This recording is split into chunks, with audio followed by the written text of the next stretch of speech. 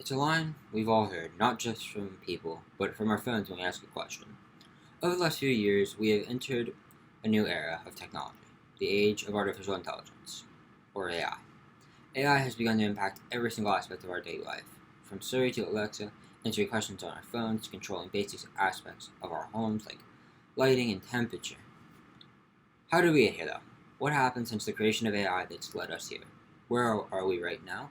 And what might happen in the future? Over the course of my research, I have discovered a great deal. AI will likely only increase in its impact as the years go on.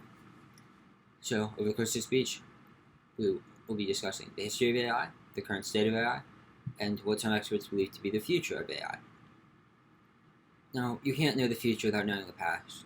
So first we will examine the history of AI, then we will examine the current state of AI, and then finally we will look at what some believe to be the future of AI. Knowing that, let's begin with history.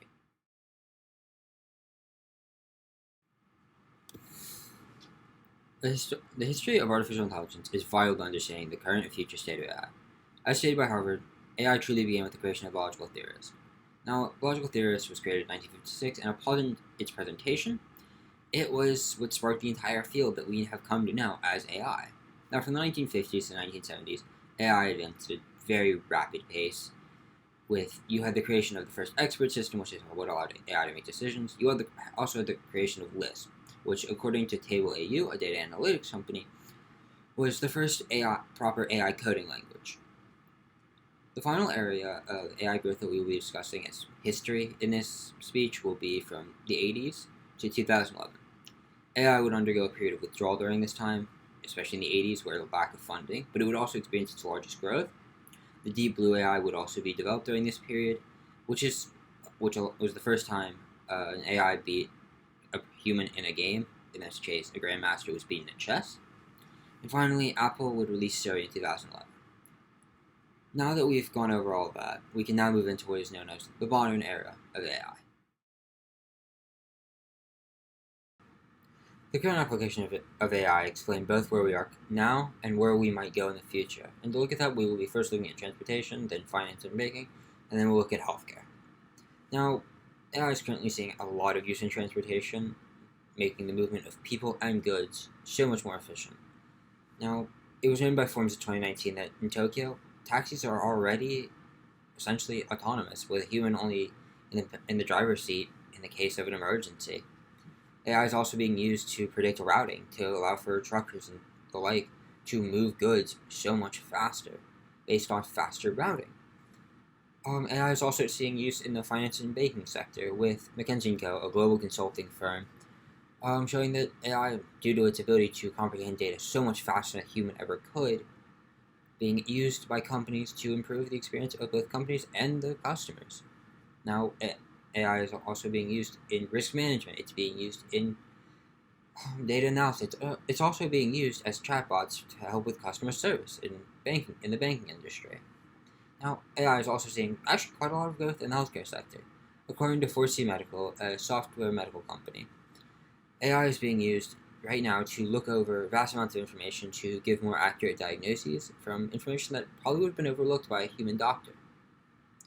This is saving lives and decreasing the cost by medical professionals. Now, as you can see, AI is already having a massive impact on several different industries. However, nobody can predict the future, but using research and the views of field experts, we can take a look at some possibilities for what may be to come. I have come across several advancements and possibilities for where AI might be going in the future. As we've already seen, AI is likely only to increase in its place in the workforce, as well as in society in general. AI is already shown to have a massive impact, as we've already looked at in several fields of work. AI is also increasing its impact, though, in education, manufacturing, and so many different fields.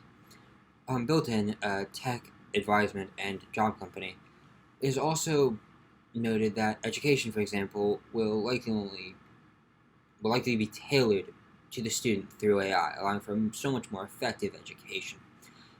There's also some quiet acknowledgement that a mass amount of jobs will be lost due to AI.